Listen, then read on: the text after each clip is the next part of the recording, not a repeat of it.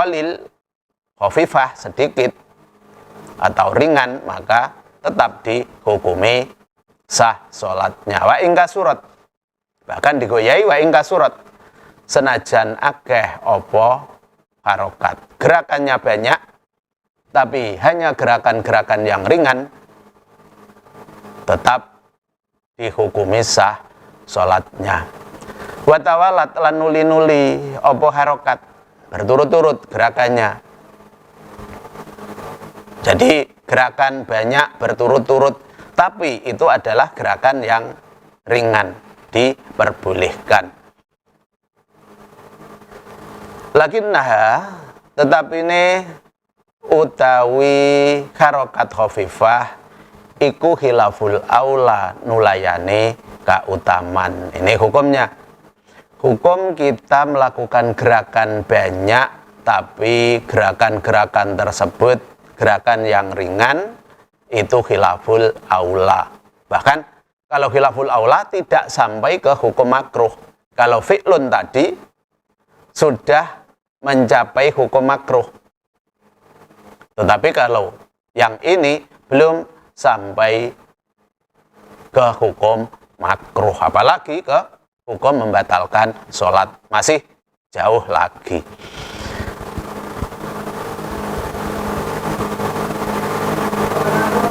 Wadalika utawi mengkono-mengkono harokat iku katahrikil asobi'i kaya dene ngubah-ngubahaken pira-pira driji. Contoh dari gerakan yang ringan itu seperti halnya kita menggerakkan jari, hanya jarinya bergerak begini, bukan sampai telapak tangan. Walaupun jari 2 atau jari 3 atau jari 4 sama saja, yang penting hanya jari yang bergerak, itu termasuk jenis harokat khafifah. Wa nahwi sabhat, fi nahwi sabhatin, ing dalam sepadane tasbih, menggerakkan jari karena memegang tasbih misalnya. Wahakatin lan ngukur, menggaruk di sini. Menggaruk kalau itu yang digerakkan hanya jari, yang ditempelkan tangannya, kemudian jarinya yang bergerak, itu juga termasuk harokat khafifah. Fala butlana, mongko ora ana jinise batal iku maujud bijami idzalika, kelawan sekabehane mengkono-mengkono harokat khafifah ila akhirih, yang isinya adalah tahrikul asobe, atau termasuk lagi fi'lul qalil. Semua tadi tidak termasuk perkara-perkara yang membatalkan sholat. Wa in ta'ammadahu, senajan nejo sapa musolli ing dzalik, bahkan kalau disengaja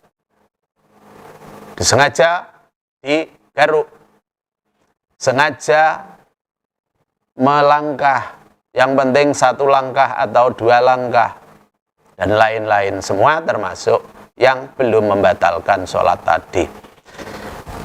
Wa in ta'ammadahu, senajan nejo sapa musolli ing dalik, malam yaksid, ini yang harus diperhatikan, malam yaksid ing dalam salagine ora nejo sapa musolli bihi kelawan dalik munafatiha, ing perkara kang nafeaken salat, selama apa yang dikerjakan tadi tidak disengaja untuk meniadakan sholat atau untuk membatalkan sholat. Kalau tujuannya untuk ini, walaupun hanya 1 gerakan, maka hukumnya tetap membatalkan sholat. Jadi niat dengan apa yang dilakukan itu selalu berkaitan.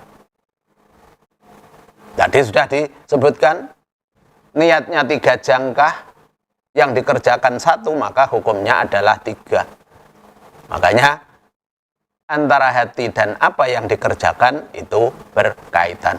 Wa inna lam yu'fa, lan angin pesdine ora den ngapura apa angkolil kalami saking gidike kalam amdan kelawan nejo. Ini kembali ke rukun yang sebelumnya. Di sana disebutkan mengucapkan kata itu hukumnya membatalkan sholat, walaupun bahkan hanya 2 huruf yang tidak memahamkan atau 1 huruf yang memahamkan. Tapi kalau gerakan di sini tuntutannya adalah 3 gerakan yang besar. Kalau gerakan yang sedikit, yang lemah atau ringan tidak menimbulkan pengaruh terhadap keabsahan sholat. Kenapa seperti ini? Disebutkan bahwa lianahu krono temen setuhune kelakuan iku layah taju ora butuh apa ilaihi kalam fiha ing dalam sholat. Jadi kalau ucapan walaupun sedikit sudah membatalkan sholat, sedangkan gerakan kalau belum 3 itu belum membatalkan sholat, karena dalam melaksanakan sholat kita tidak dibutuhkan untuk mengatakan ucapan selain ucapan-ucapan yang sudah ditentukan, apakah itu ditentukan secara wajib ataupun ditentukan secara sunat. Beda dengan gerakan, walaupun sudah ada ketentuan yang pasti, tapi masih juga memerlukan gerakan-gerakan lain yang sifatnya tidak termasuk sholat, masih dibutuhkan. Selain itu juga sangat sulit untuk menjaga agar kita tidak melakukan gerakan-gerakan selain gerakan sholat. Makanya dibedakan, kalau ucapan walaupun sedikit sudah bisa menimbulkan batalnya sholat. Bikhlafil fi'li bedani kelawan penggawi. Bayukfa mongko den ngapura apa amma fi'lun ya ta'assaru kang angel apa al-ihtirazu ngrekso anhu saking ma. Jadi beda dengan pekerjaan. Tadi disebutkan walaupun kita sudah ditentukan tapi tetap membutuhkan gerakan lain, bahkan sulit untuk dihindari, misalnya menggaruk tadi.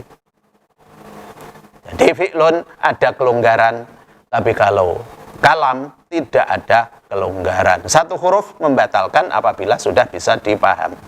Mimma nyatane saking barang la yuhillu kang ora nyacataken apa ma biha kelawan salat. Jadi gerakan-gerakan yang ringan tidak menimbulkan batalnya salat karena ya ta'assaru, intinya seperti itu, sulit untuk menghindarinya.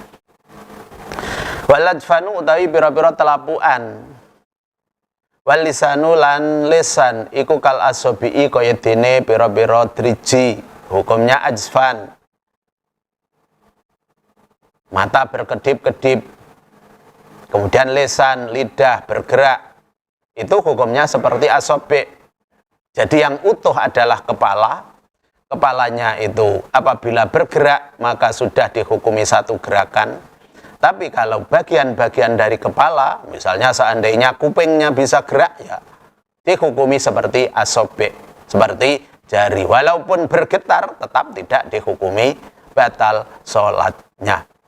Waqat yusanu lan terkadang den sunataken apa al fi'lu penggawe al qalilu kang gedhe apa fi'lun, bahkan terkadang juga disunatkan untuk mengerjakan sesuatu walaupun dalam keadaan sholat.